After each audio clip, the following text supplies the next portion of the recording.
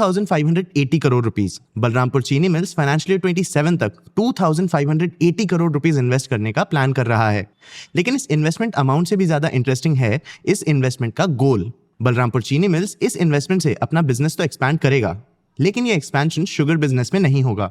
Company इस investment से अपने एथेनॉल सेगमेंट में भी एक्सपैंड नहीं कर रही। इस इन्वेस्टमेंट का यूज कंपनी प्लास्टिक मैन्युफैक्चर में करने वाली है, लेकिन ये कोई ऐसा वैसा प्लास्टिक नहीं है। कंपनी अपने बलरामपुर बायो युग नाम के इनिशिएटिव के थ्रू बायोप्लास्टिक सेगमेंट में एंटर कर रही है। ये बायोप्लास्टिक शुगर केन से बनाया जाएगा और ये पूरी तरह से बायोडिग्रेडेबल होगा, मतलब ये प्लास्टिक नेचर में डिसॉल्व हो जाएगा बिना कोई पोल्यूटिंग रिमेन छोड़े। प्लास्टिक का एनवायरनमेंट पे काफी नेगेटिव इंपैक्ट पड़ता है। इसके प्रोडक्शन से लेके इसके डिस्पोजल तक प्लास्टिक क्लाइमेट चेंज और पोल्यूशन में एक बड़ा कंट्रीब्यूटर है। बायोप्लास्टिक्स इस प्रॉब्लम का एक सोल्यूशन हो सकते हैं।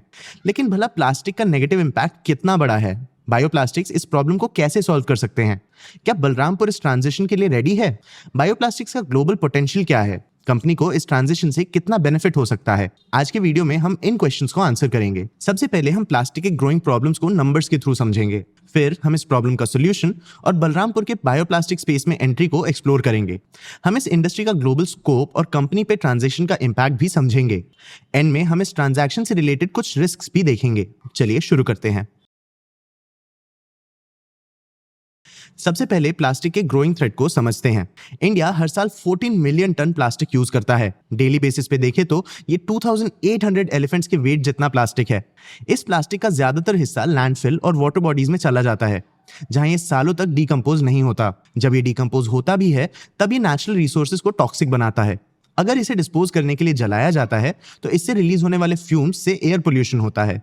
इंडियन गवर्नमेंट ने प्लास्टिक से रिलेटेड प्रॉब्लम्स कम करने के लिए कुछ डिसीजंस भी लिए। जुलाई 2022 में इंडियन गवर्नमेंट ने 19 सिंगल यूज प्लास्टिक आइटम्स का मैन्युफैक्चर बैन कर दिया, जैसे कटलरीज, स्ट्रॉज, थर्मोकॉल एक्सेट्रा। लेकिन प्लास्टिक बैन करने से इन आइटम्स का डिमांड तो खत्म नहीं हुआ। मुझे पर्सनली पेपर स्ट्रॉज नहीं पसंद, प्लास्टिक स्ट्रॉज बेटर होते हैं। लेकिन ये प्लास्टिक स्ट्रॉज इको फ्रेंडली नहीं है। हमें इको फ्रेंडली ऑप्शंस की जरूरत है। बायोप्लास्टिक्स इस ऑल्टरनेट डिमांड को फुलफिल कर सकते हैं और इस डिमांड को कैप्चर करने के लिए बलरामपुर इस इंडस्ट्री में डाइवर्सिफाई कर रहा है। लेकिन बलरामपुर बस एक नए बिजनेस को एक्सप्लोर करने के लिए इस फील्ड में एक्सपैंड नहीं कर रहा है। ये एक ऐसी कंपनी नहीं है जिसके पास एक्स्ट्रा फंड्स हैं जिसे वो एक नए बिजनेस में इन्वेस्ट कर रहे हैं। ये बलरामपुर का अपने बिजनेस को ऑपरेशनल रखने का एक तरीका हो सकता है। चलिए कंपनी के फाइनेंसेस के थ्रू इस सिचुएशन को समझते हैं। फाइनेंशियल 25 में कंपनी का रेवेन्यू ईयर ऑन ईयर 3.2% गिरा और 5,415 करोड़ रुपीस तक पहुंचा। कंपनी का EBITDA भी ईयर ऑन ईयर 10.4% गिरा और 704 करोड़ रुपीस तक पहुंचा। कंपनी का प्रॉफिट तो 21.8% गिरा और 344 करोड़ रुपीस तक पहुंचा। कंपनी का ROC या रिटर्न ऑन कैपिटल एम्प्लॉयड 17.2% से 11.8% तक गिर गया। मतलब कंपनी के फाइनेंसेस तो बहुत स्ट्रांग नहीं है। इसलिए कंपनी का ये 2850 करोड़ रुपीस का बेट काफी इंटरेस्टिंग है। कंपनी अपने एग्जिस्टिंग बिजनेस में भी शायद कुछ स्ट्रगल्स फेस कर रही है। इन स्ट्रगल्स का इंपैक्ट कंपनी के फाइनेंशियल्स पे भी दिख रहा है, इसलिए अब एक दूसरे बिजनेस में डाइवर्सिफाई करना चाहती है। पर कंपनी के एग्जिस्टिंग बिजनेस में कौन से स्ट्रगल्स हैं, चलिए देखते हैं। देखो दोस्तों, कंपनी के डिस्टिलरी सेगमेंट के प्रॉफिट्स ईयर ऑन ईयर बहुत ड्रास्टिकली गिर गए। डिस्टिलरी सेगमेंट का PBIT फाइनेंशियल 24 में 19.3% था। फाइनेंशियल 25 तक ये नंबर 13.4% तक गिर गया। और इस फॉल का कारण गवर्नमेंट पॉलिसीज। इंडियन गवर्नमेंट ने शुगर केन का FRP या fair and remunerative price recently increase किया है।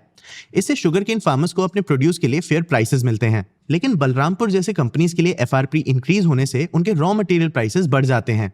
शुगर केन FRP तो इंक्रीज हुआ है, लेकिन गवर्नमेंट ने एथेनॉल के प्राइसेस इंक्रीज नहीं किए हैं।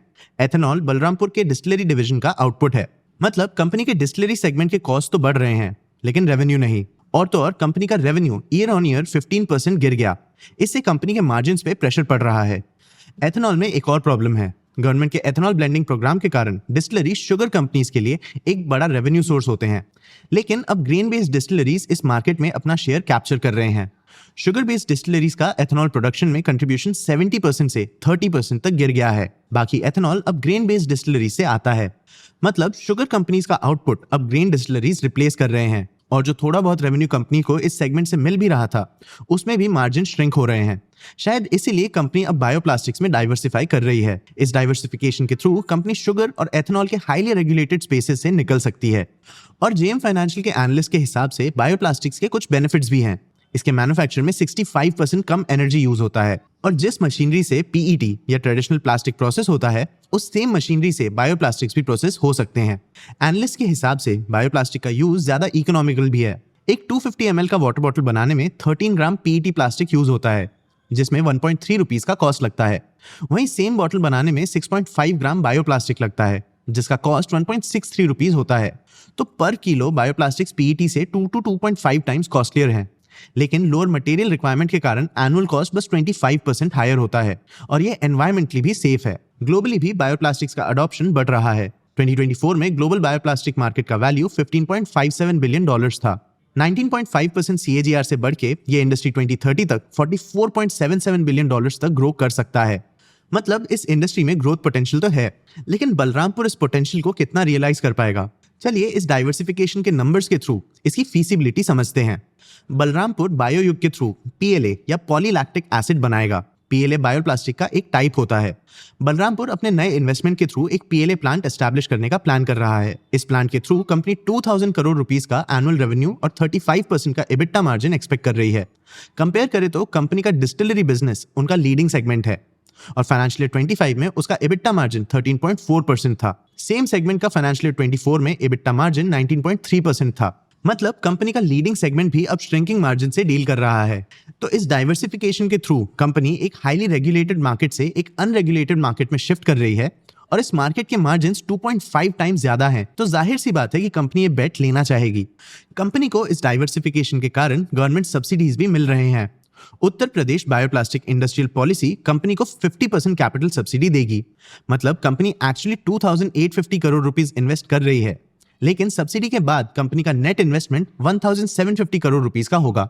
कंपनी को 7 इयर्स तक इंटरेस्ट, स्टेट GST और इलेक्ट्रिसिटी ड्यूटी एग्जेम्पशंस भी मिलेंगे। लेकिन ये तो प्रोजेक्शंस हैं और इन्हें रियलाइज होने में अभी टाइम लग सकता है। लेकिन कंपनी फ्यूचर का वेट नहीं कर रही है। बलरामपुर ने अप्रैल 2025 में ऑलरेडी 800 करोड़ रुपीस का केपेक्स कर दिया है। कंपनी ने स्विट्जरलैंड के सुल्जर और जर्मनी के एल्पाइन के साथ टेक्नोलॉजी कॉन्ट्रैक्ट्स भी साइन किए हैं। कंपनी ने टेस्टिंग और डेवलपमेंट के लिए PLA इंपोर्ट करना भी स्टार्ट कर दिया है। कंपनी बायोयोग ऑन व्हील्स कैंपेन के थ्रू SMEs को भी PLA मैन्युफैक्चर के बारे में सिखा रही है। मतलब बलरामपुर बस इस स्पेस में एंटर नहीं कर रहा, वो इंडियन बायोप्लास्टिक्स इंडस्ट्री को ट्रैक्शन भी दे रहा है। लेकिन इस डाइवर्सिफिकेशन से जुड़े 5 चैलेंजेस भी हैं: infrastructure problems, price volatility, execution risk, low market development और फीड स्टॉक प्रॉब्लम्स। चलिए इन चैलेंजेस को एक एक करके समझते हैं।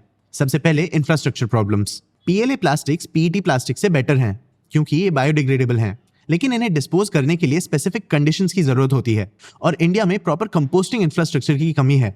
तो बायोप्लास्टिक के सारे बेनिफिट्स वेस्ट हो जाएंगे अगर इनके सबसे बड़े एडवांटेज का यूज ही ना किया जाए। इसीलिए इंडस्ट्री के साथ साथ बलरामपुर और दूसरे बायोप्लास्टिक मैन्युफैक्चरर्स को डिस्पोजल इंफ्रास्ट्रक्चर भी डेवलप करना होगा। दूसरा चैलेंज है प्राइसिंग वॉलेटिलिटी। बलरामपुर का मैनेजमेंट फ्यूचर में PLA प्राइसेस $2.5 पर किलो एक्सपेक्ट कर रहा है, लेकिन कंपनी के एग्जीक्यूटिव डायरेक्टर अवंतिका सरावगी ने इस प्राइस के अनसर्टेनिटी पे कमेंट भी किया। उन्होंने कहा कि फ्यूचर में प्राइसेस $4 तक बढ़ भी सकते हैं या $2 से नीचे भी गिर सकते हैं। मास प्रोडक्शन स्केल में ये छोटे प्राइस चेंजेस भी मैग्नीफाई हो जाते हैं और कंपनी के रेवेन्यूज को वॉलेटाइल बना देते हैं। थर्ड चैलेंज है एग्जीक्यूशन रिस्क। बलरामपुर चीनी मिल्स प्राइमरीली शुगर और एथेनॉल प्रोडक्शन में ही एंगेज्ड है। ये डाइवर्सिफिकेशन कंपनी का स्पेशलिटी केमिकल सेक्टर में पहला अटेम्प्ट है।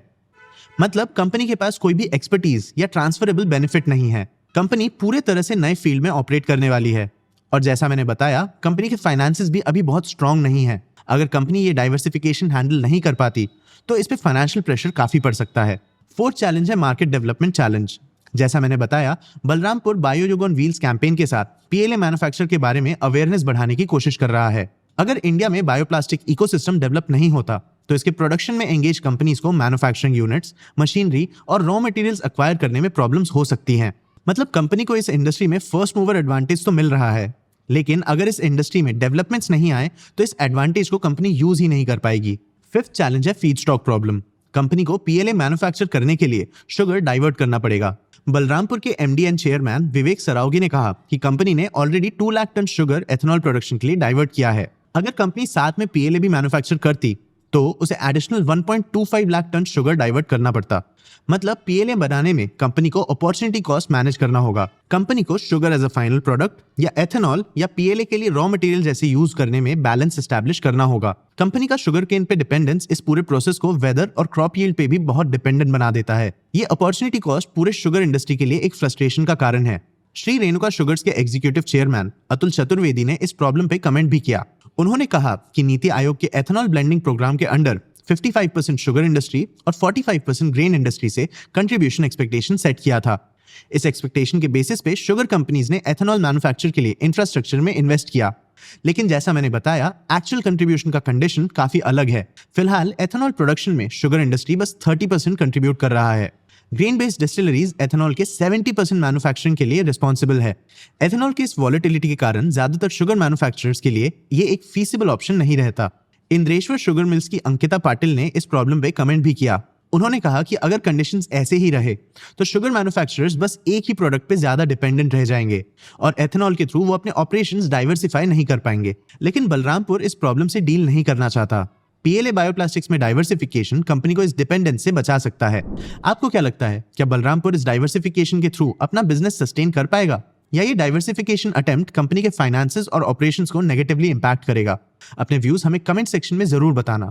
आगे आप कौन से टॉपिक्स पे वीडियोस देखना चाहते हो ये भी हमें कमेंट सेक्शन में जरूर बताना। अगर ये वीडियो आपको इन्फॉर्मेटिव लगा तो इसे लाइक और शेयर जरूर करना। ऐसी ही और वीडियोस के लिए चैनल को सब्सक्राइब भी कर लेना। आज के वीडियो के लिए इतना ही। मैं हूं आपका होस्ट देव। मिलते हैं अगले वीडियो में।